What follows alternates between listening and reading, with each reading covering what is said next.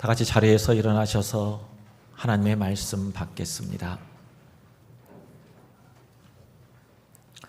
오늘 우리에게 주시는 하나님의 말씀입니다. 예수께서 일어나서 거기를 떠나 두로 지방으로 가서 한 집에 들어가 아무도 모르게 하시려 하나 숨길 수 없더라. 이에 더러운 귀신 들린 어린 딸을 둔 한 여자가 예수의 소문을 듣고 곧 와서 그 발 아래에 엎드리니 그 여자는 헬라인이요 수로보니게 족속이라. 자기 딸에게서 귀신 쫓아내 주시기를 간구하거늘 예수께서 이르시되 자녀로 먼저 배불리 먹게 할지니 자녀의 떡을 취하여 개들에게 던짐이 마땅치 아니하니라. 여자가 대답하여 이르되 주여 올소이다마는 상 아래 개들도 아이들이 먹던 부스러기를 먹나이다. 예수께서 이르시되 이 말을 하였으니 돌아가라. 귀신이 네 딸에게서 나갔느니라 하시매 여자가 집에 돌아가 본즉 아이가 침상에 누웠고 귀신이 나갔더라. 아멘. 우리가 즐겨 부르는 나 같은 죄인 살리신이라는 찬송을 만드신 분은 영국의 존 뉴튼 목사님인데 그분이 이런 말을 했습니다. 만약 내가 천국에 가면 나는 세 가지 사실 때문에 놀랄 것이다.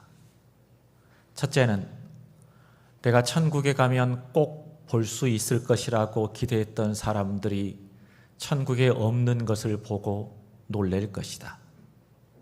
두 번째는 내가 천국에서 볼 것으로 기대하지 않았던 사람들이 거기에 있는 것을 보고 놀랄 것이다.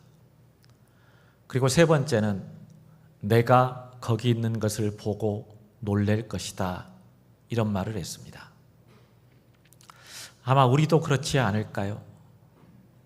우리 눈에 보이는 것이 전부가 아니기 때문에 우리는 겉모습만 가지고 쉽게 판단하면 안 됩니다. 예수님 당시 바리새인들과 서기관들은 믿음이 좋은 사람으로 인정받았던 가장 대표적인 사람들입니다. 사람들의 눈에 그들이야말로 가장 경건하고 의로운 사람들이었습니다. 하지만 예수님께서는 그들의 위선을 굉장히 심하게 책망하십니다. 또 제자들 역시 주님으로부터 자주 책망을 듣습니다. 제자들은 항상 예수님과 함께 하면서 예수님이 행하시는 모든 일들을 자신들의 두 눈으로 똑똑히 보았고 또 예수님께서 선포하시는 하나님 나라의 복음을 가장 가까이서 들었습니다. 하지만 제자들에게 주님께서는 어찌하여 믿음이 없느냐, 이 믿음이 작은 자들아, 이렇게 책망하십니다. 그런가 하면 전혀 생각하지 못했던 의외의 사람들도 있습니다. 복음서를 보면 예수님께서 좋은 믿음을 가졌다고 칭찬했던 사람이 두 사람이 있는데 이들은 모두가 다 이방인입니다. 한 사람은 마태복음 8장에 나오는 백부장입니다.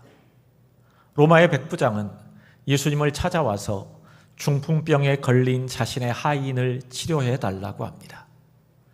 그래서 예수님이 백부장의 집으로 가려고 하자 백부장은 예수님, 오실 필요 없습니다. 그냥 여기서 말씀만 해주셔도 제 하인이 나을 겁니다. 라고 얘기합니다. 그래서 예수님은 이 백부장에게 내가 이스라엘 백성들 가운데서 이만한 믿음을 가진 사람을 보지 못했다라고 말씀하십니다. 다른 한 사람은 오늘 본문에 나오는 수로보니게 여인입니다. 24절을 보면 예수님은 갈릴리를 떠나 두로라고 하는 곳으로 가십니다. 두로는 이스라엘 북쪽 지중해 연안에 위치한 섬인데 그 당시 난공불락의 요새로 불렸습니다. 왜냐하면 바벨론의 느부갓네살이 두로를 점령하기 위해서 무려 13년 동안 이 섬을 에워싸고 공격했는데도 정복하지 못했기 때문입니다. 그러다 기원전 322년 알렉산더 대왕이 두로를 정복하기 위해서 육지에서 두로 섬까지 길이가 800m, 폭이 60m에 이르는 제방을 쌓았습니다. 그렇게 해서 육지와 연결한 후에 7달 만에 두로를 점령하게 됩니다. 그때부터 두로는 육지와 연결된 섬이 되어서 사람들이 쉽게 오갈 수 있었습니다. 그런데 성경을 보면 두로는 이스라엘과 적대적인 관계에 있었습니다. 두로는 바다를 통한 국제 무역에 힘입어 부강한 도시가 되었고 또 많은 식민지를 지배하고 있었습니다. 요엘서 3장 4절에서 6절에 의하면 그들은 막강한 군사력을 동원해서 이스라엘을 괴롭혔고 또 이스라엘 백성들을 잡아다가 노예로 팔기도 했습니다. 그래서 이스라엘 사람들은 두로 사람들에 대해서 좋지 않은 감정을 가지고 있었습니다. 그런데 예수님께서 그런 두로로 가십니다. 그리고 왜 가셨는가 하면 조용한 시간을 보내기 위해서입니다. 마가복음 6장 53절에서 56절을 보면 예수님은 수많은 병자들을 고쳐주는 치유 사역을 행하셨고, 그리고 마가복음 7장 1절에서 23절까지는 예루살렘에서 내려온 바리새인들과 서기관들과 치열하게 율법 논쟁을 벌이십니다. 계속되는 사역으로 몸과 마음이 지친 예수님은 잠깐의 쉼을 갖기 위해 두로에 가셨습니다. 이때 한 여인이 예수님을 찾아옵니다. 26절을 보면 그 여인은 헬라인이요 수로보니게 족속이다 이렇게 말합니다. 수로보니게라고 하는 말은 시리아 지역의 페니키아를 가리킵니다. 이 페니키아는 해상 무역이 발달하여 경제적으로 굉장히 부요했고 또 문명이 발달했습니다.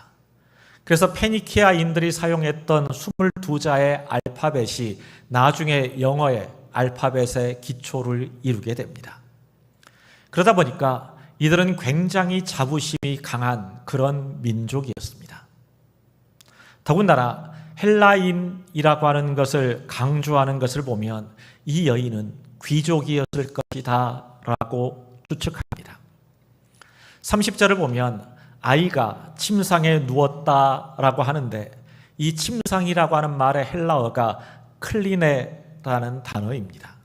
그런데 이 클리네라고 하는 말은 머리 받침대가 있는 침대, 요즘 우리식으로 얘기하면 헤드가 있는 그런 침대를 뜻하는데 또 로마의 귀족들이 당시에 사용했다고 합니다. 그렇게 보면 이 여인은 오랫동안 강대국으로 있던 자기 나라에 대한 자부심도 있었을 것이고 또 헬라 문화권에 살면서 누렸던 여러 가지 문명의 혜택으로 다른 사람들에 비해서 상대적인 우월감도 가지고 있었을 겁니다. 또한 귀족으로서 지금까지 뭐 하나 부족함이 없는 그런 풍요로운 삶을 살아왔습니다. 그런 여인이 예수님을 찾아와서 무릎을 꿇었습니다. 왜 그랬을까요? 25절을 보면 이에 더러운 귀신 들린 어린 딸을 둔 한 여자가 예수의 소문을 듣고 곧 와서 그 발 아래에 엎드리니라고 얘기합니다. 모든 것에 부족함이 없었던 이 여자가 나사렛 빈민 출신인 예수님에게 찾아와서 무릎을 꿇었던 이유는 딱 하나, 이 여인의 딸이 더러운 귀신에 들려 있었습니다. 아마 이 여인은 그런 딸을 고치기 위해서 모든 것을 다 해봤을 겁니다. 하지만 고쳐지지 않았습니다. 그러다가 어느 날 예수님에 관한 소문을 듣게 됩니다. 그래서 내가 그분을 만나기만 하면 내 딸이 고침을 받을 수 있을 것이다 라고 하는 신락 같은 희망을 품고 살았습니다. 그러던 어느 날 자신이 살고 있는 지역에 예수님이 오셨다라는 소식을 들었습니다. 그리고 그 소식을 듣자마자 예수님을 찾아와 그의 발 앞에 엎드렸다라고 성경은 기록합니다. 여기서 엎드리다라고 하는 말은 헬라어로 프로피스트라는 단어를 사용하는데요, 예배하다, 경배하다라고 하는 의미입니다. 세상적인 기준으로만 놓고 보면 이 여인이 굳이 예수님에게 찾아와서 그 발 앞에 무릎을 꿇을 이유가 없습니다. 하지만 자신의 딸이 더러운 귀신이 들렸기 때문에, 즉 자기 힘으로 감당할 수 없는 삶의 문제 앞에 어찌할 수 없어서, 내가 무슨 짓을 하더라도 이 문제에서 벗어날 수 없어서 이 여인은 예수님을 찾아올 수밖에 없었습니다. 그런 의미에서 보면 우리가 살아가면서 경험하는 인생의 큰 문제나 고난이 꼭 나쁜 것만은 아닙니다. 내가 육체의 질병 때문에 신음하다가 하나님의 치유를 바라고 예수를 믿게 되었다면 그 질병은 오히려 은혜의 통로라고 말할 수 있습니다. 또 내가 자식의 문제로 고민하면서 기도하다가, 또 내가 경제적인 문제로 인해서 힘들어하다가 하나님을 만나게 되었다면 그것은 나에게 큰 근심이나 걱정이 아니라 오히려 복이라고 말할 수 있습니다. 오늘 본문과 똑같은 사건을 기록하고 있는 마태복음 15장 22절을 보면 이 여인은 예수님 앞에 엎드려서 더러운 귀신이 들린 자기 딸을 고쳐달라라고 사정합니다. 그런데 마태복음 15장 23절을 보면 예수님께서는 이렇게 반응하십니다. 예수는 한 말씀도 대답하지 아니하시니 제자들이 와서 청하여 말하되 그 여자가 우리 뒤에서 소리를 지르오니 그를 보내소서. 이렇게 말합니다.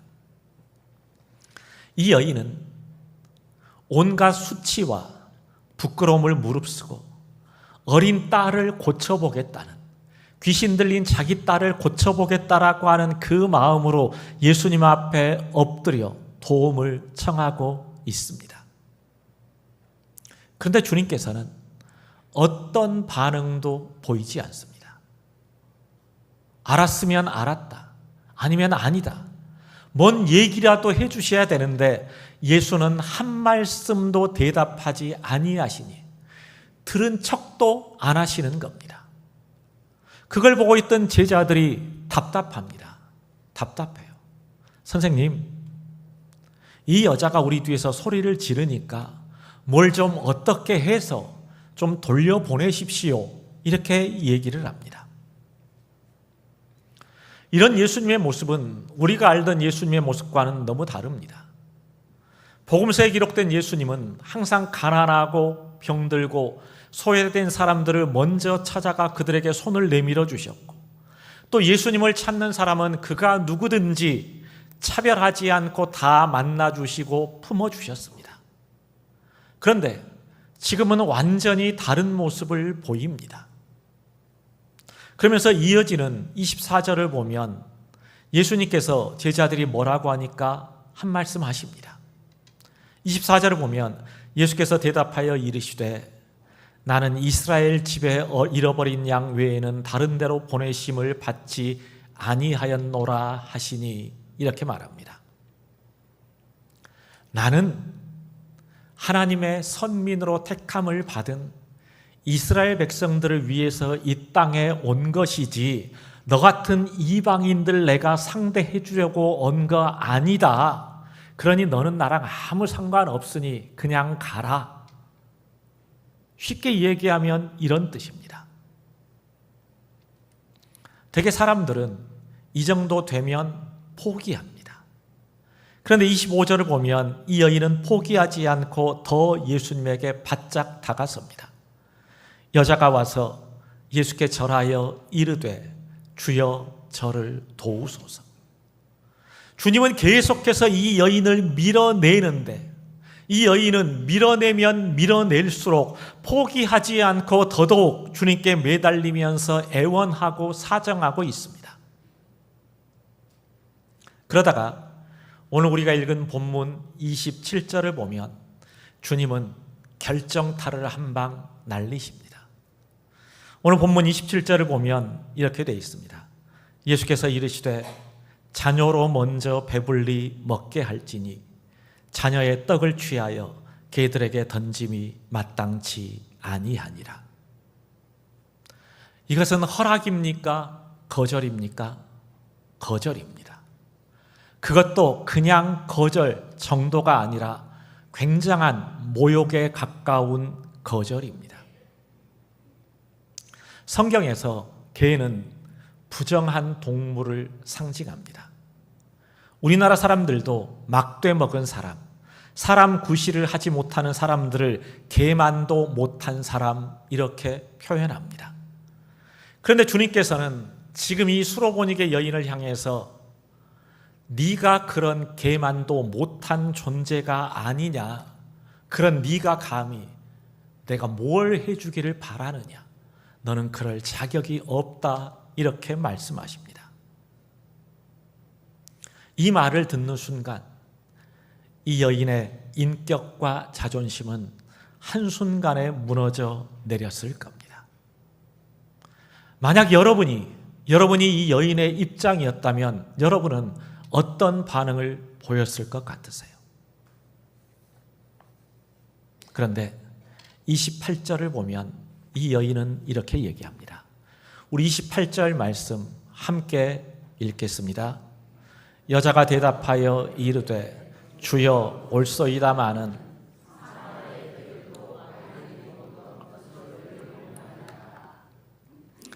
자, 여러분 혹시 펜이 있으신 분들은요, 주여 올소이다 라고 하는 그 말 밑에 줄을 쭉 그어 놓으시기 바랍니다. 굉장히 중요한 말씀입니다. 이 말씀을 보면 수로보니게 여인은 예수님을 주여 이렇게 부릅니다. 주여. 마가복음서에서 예수님을 주여, 주님이라고 부른 사람은 유일하게 이 여인 한 사람뿐입니다. 그리고 이 여인의 입에서 나온 주여라고 하는 이 말 한마디가 모든 상황을 반전시키는 계기가 됩니다.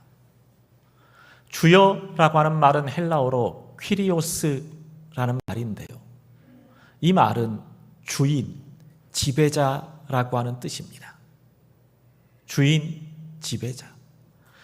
따라서 이 여인이 예수님을 주여, 내 주인님 이렇게 부르는 것은 나는 당신의 노예이자 당신의 종이며 당신은 내 인생의 모든 것을 주관하고 다스리시는 지배자입니다 라고 하는 생각이 담겨져 있습니다. 지금 이 여인은 주님과의 만남을 귀신 들린 딸을 둔 어머니와 무슨 병이든지 고칠 수 있는 유능한 의사와의 만남이라고 생각하지 않습니다. 내 인생의 주인이 되시며 내 인생의 모든 것이 되시며 전부가 되시는 지금 그분 앞에 나와서 자기 인생 전부를 걸고 무릎을 꿇었습니다. 그리고 뭐라고 얘기합니까? 주님, 옳습니다. 주님, 옳습니다. 제가 앞에서 말씀드렸죠. 만약 누군가가 여러분에게 넌 개만도 못한 놈이야 이렇게 얘기했어요. 그런 상황에서 주님, 옳습니다 이렇게 얘기할 수 있나요? 굉장히 어렵고 힘든 고백입니다. 주님, 맞습니다. 주님이 개라고 하면 저는 개입니다. 그렇지만 상 밑에 있는 개들도 애들이 먹다 떨어뜨린 부스러기는 얻어먹지 않습니까? 그러니 그 은혜의 부스러기만이라도 나에게 주시면 나는 그것만으로도 감사할 수 있고 나는 그것만으로도 만족할 수 있습니다 라고 하는 거예요. 이 여인이 이 고백을 할 수 있었던 이유가 어디에 있냐? 바로 주여라고 하는 말 속에 담겨져 있는 겁니다.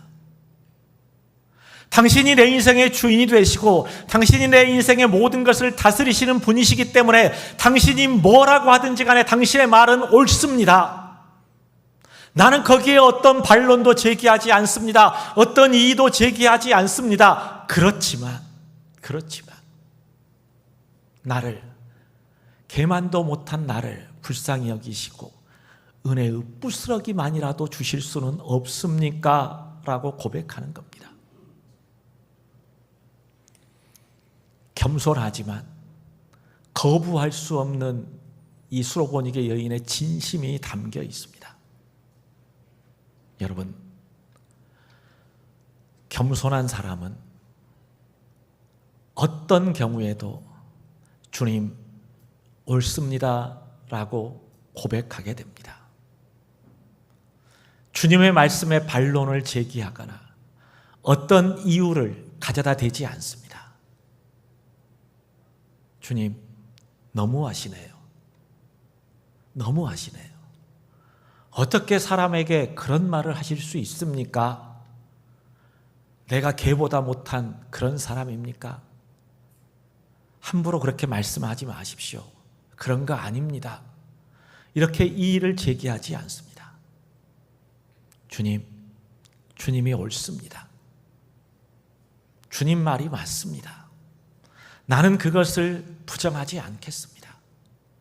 주님이 나를 개만도 못한 존재라고 말씀하시면 나는 그런 존재일 수밖에 없다라고 하는 것을 나는 잘 알고 있습니다라고 겸손하게 인정하는 겁니다. 다 같이 한번 따라해 보실까요? 나는 어떤 상황, 어떤 형편에서도 항상 주님은 옳습니다. 고백하겠습니다. 이게 믿음이에요, 여러분. 이게 믿음이에요. 믿음은 하나님의 입에서 선포된 말씀을 인정하고 받아들이는 겁니다. 수긍하는 거예요. 결단코 하나님과 논쟁하지 않습니다. 하나님의 말씀이 내 경험과 내 상식과 어긋난다고 할지라도 주여 옳소이다를 고백하는 것이 신앙이고 이것이 바로 믿음입니다.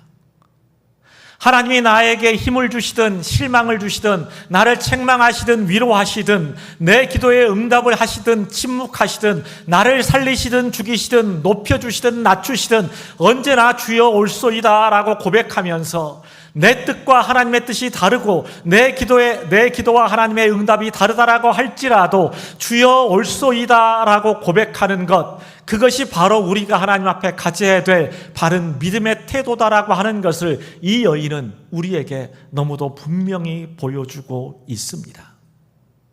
그러므로 여러분, 항상 기억하십시오.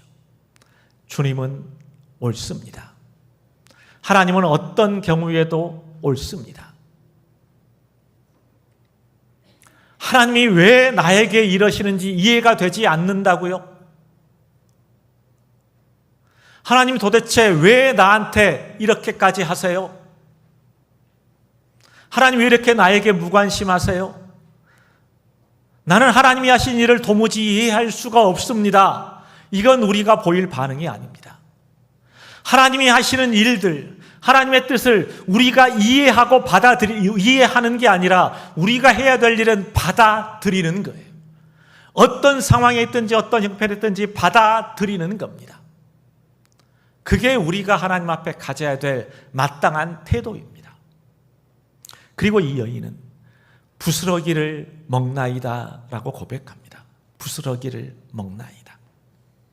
이 말씀 속에는 주님의 은혜에 대한 간절한 목마름과 주님을 향한 포기하지 않는 집념과 끈기가 담겨져 있습니다. 주님이 베풀어 주시는 은혜의 부스러기만 있어도 항상 절망하고 낙심하던 우리 영혼에 새로운 희망의 빛이 생기게 되고 안 된다고 생각하며 포기했던 일들의 새로운 가능성이 열리게 됩니다. 그게 바로 주님이 우리에게 베풀어 주시는 은혜예요. 그래서 우리는 매 순간마다 주님의 은혜를 구하며 살아야 됩니다. 매 순간마다 매 순간마다. 하나님의 은혜는요, 한 번 받으면 그걸로 영원히 지속되는 게 아니라 매 순간마다, 매 시간마다 그때를 견뎌낼 수 있는, 그때를 이겨낼 수 있는 은혜를 우리가 하나님 앞에 구해야 됩니다. 그러면 하나님께서는 은혜의 부스러기가 아니라 우리가 감당하지 못할 은혜의 장대비를 우리에게 쏟아 부어주실 줄로 믿습니다. 결국 예수님께서는 이 여인에게 뭐라고 말씀하십니까? 29절과 30절을 보면 예수께서 이르시되 이 말을 하였으니 돌아가라. 귀신이 네 딸에게서 나갔느니라 하시매 여자가 집에 돌아가 본즉 아이가 침상에 누웠고 귀신이 나갔더라. 예수님은 이 수로보니게 여인에게 치유를 선언하심으로 이제 그의 딸에게서 귀신이 떠나가게 됩니다. 그리고 마태복음 15장 28절을 보면 이에 예수께서 대답하여 이르시되 여자여 네 믿음이 크도다. 네 소원대로 되리라 하시니 그때로부터 그의 딸이 나으니라 라고 증언하고 있습니다. 예수님은 이 여인에게 네 믿음이 크도다 인정해 주십니다. 인정해 주세요. 여러분, 우리 모두는 이 수로보니게 여인처럼 해결되지 않는 인생의 문제, 크고 작은 아픔과 고통들을 다 안고 살아가고 있습니다. 그래서 오늘 우리에게 필요한 것이 이 수로보니게 여인이 보여주었던 믿음입니다. 이 여인은 주님 앞에 엎드려 자기 자존심, 체면 주장하지 않습니다. 또 주님께서 밀어내면 밀어낼수록 포기하지 않고 더 주님께 바짝 다가가면서 주님의 은혜를 구합니다. 왜 그랬을까요? 주님이 베풀어 주시는 은혜의 부스러기만 있어도 내 딸이 고침을 받을 수 있을 것이다라고 하는 믿음이 있었기 때문입니다. 여러분, 오늘 이 자리에 어떤 마음으로 나오셨습니까? 무엇을 바라고 무엇을 기대하면서 하나님 앞에 예배드리고 있습니까? 오늘 우리가 하나님 앞에 예배하면서 가져야 될 마음의 태도는 다른 게 아닙니다. 주여 올소이다마는 상 아래에 있는 개들도 아이들이 먹던 부스러기를 먹나이다. 이 여인과 같은 마음, 이 마음이 우리들에게 있어야 됩니다. 내가 하나님을 예배하는 이 시간, 하나님의 은혜의 부스러기라도 나는 경험하고 싶다. 내가 하나님을 예배하는 이 시간, 하나님께서 베풀어 주시는 은혜의 조각만이라도 내가 맛보고 경험하고 누리고 싶다. 이 간절함을 가지고 우리가 하나님을 예배해야 된다라는 겁니다. 그저 주일 오전 11시 되면 시간 됐으니까 교회 가자, 와서 시간 때우고 가는 게 예배가 아니라 정말 이 여인과 같은 간절함, 내가 은혜의 부스러기라도 구하겠다라고 하는 이 간절함을 가지고 우리가 하나님 앞에 나올 때, 그 믿음으로 하나님 앞에 나아갈 때 우리는 우리가 구했던 것들 이상으로 하나님께서 베풀어 주시는 은혜의 크고 풍성함을 맛보고 누릴 수 있게 될 겁니다. 그러므로 여러분, 항상 이 여인과 같은 믿음을 가지고 하나님 앞에 나아가시기 바랍니다. 그리고 이 여인이 오늘 드렸던 그 믿음의 고백이 우리의 삶에서 하나님을 향한 진실한 믿음으로 고백되어질 수 있기를 주님의 이름으로 간절히 기도드립니다. 이 시간 우리 주의 옷자락 만지며 함께 찬양하시겠습니다.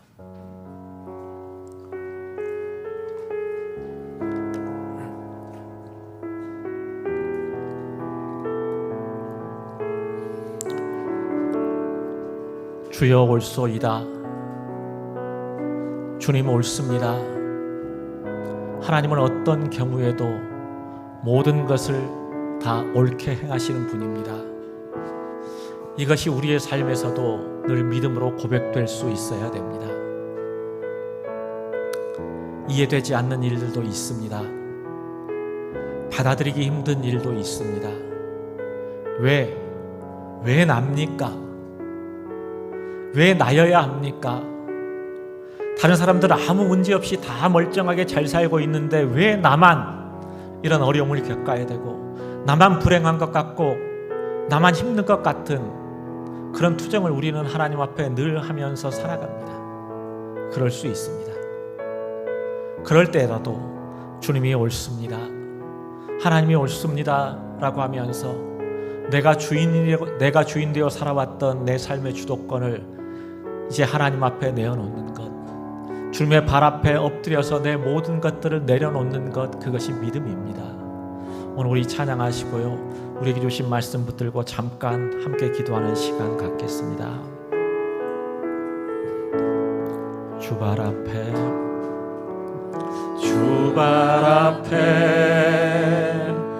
무릎 꿇고 그 사랑에 나아가기네. 그 어떤 말도 그 어떤 소리도 그 말 앞에서 잠잠해지네.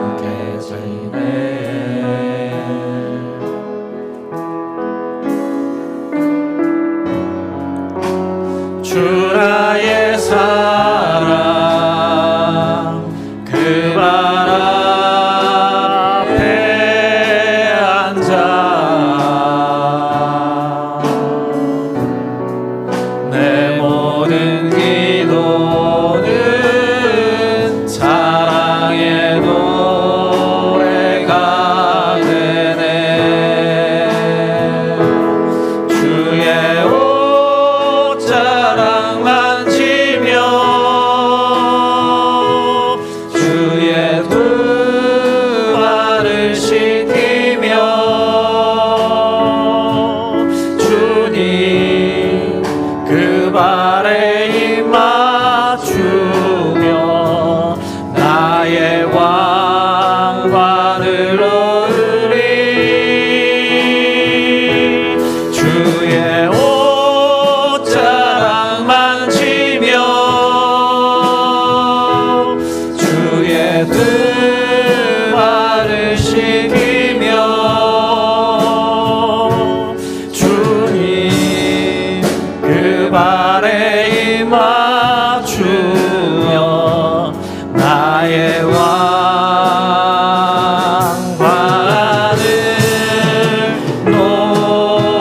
놓으리.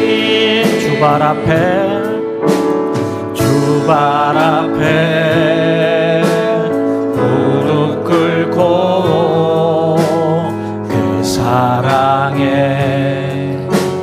맡기네. 그 어떤 말도 그 어떤 소리도 그 말 앞에서 잠잠해지네. 주 나의 사랑 그 발 앞에 앉아 내 모든 기도는 사랑의 노래가 되네. 주의 옷자락 만지며 주의 두 발을 씻기며 주님 그 발에 입 맞추며 나의 왕관을 얻으리. 주의 옷자락 만지며 주의 옷자락 만지며 주의 두 발을 씻기며 주님 그 발에 입 맞추며 나의 왕관을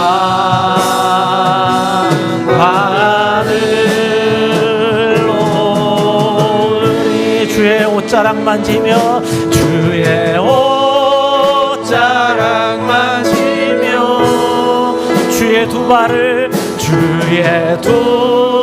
발을 씻기며 주님 그 발에 입 맞추어 나의 왕관을 놓으리. 주의 옷자락 만지며 주의 옷자락 만지며 주의 두 발을 씻기며 주님 그 발에 입 맞추며 나의 왕관을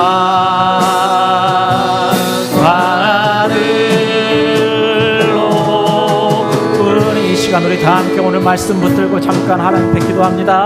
언제나 살아계셔서 저의 삶 가운데 역사하시는 은혜를 오신 아버지 하나님, 오늘 또 하나님께서 우리에게 주시는 말씀을 붙들고 우리가 기도하며 하나님 앞으로 나아갑니다. 하나님이 보잘것없는 우리에게, 이 연약한 우리에게 주여 옳습니다 라고 고백할 수 있는 믿음을 허락해 주시기를 원하옵나이다. 어떤 경우에도 하나님은 옳습니다. 어떤 상황에서도 하나님은 옳습니다. 하나님께서 나를 어떤 형편에 두더라도, 어떤 상황에 놓는다라고 할지라도 나는 하나님께서 옳음을 인정하며 살아가겠습니다 라고 고백하게 하여 주시옵소서.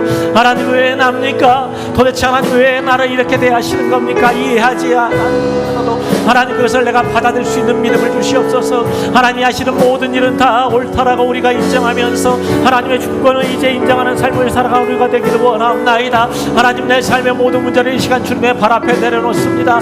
내 자존심, 내 체면 모든 것들 다 내려놓고 하나님의 은혜를 구하오니 아버지 하나님 이 시간 우리 모두에게 은혜의 부스러기라도 허락해 주시기를 원하옵나이다.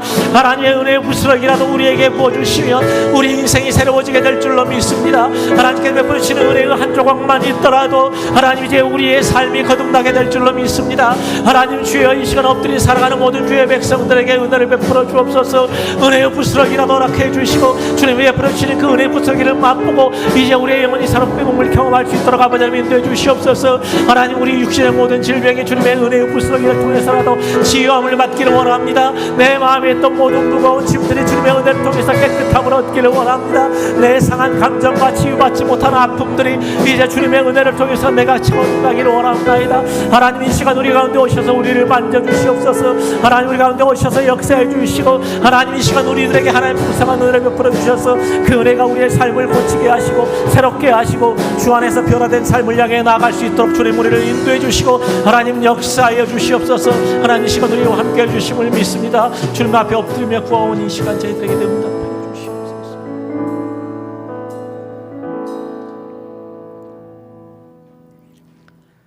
우리의 삶의 주인이 되시는 하나님 아버지,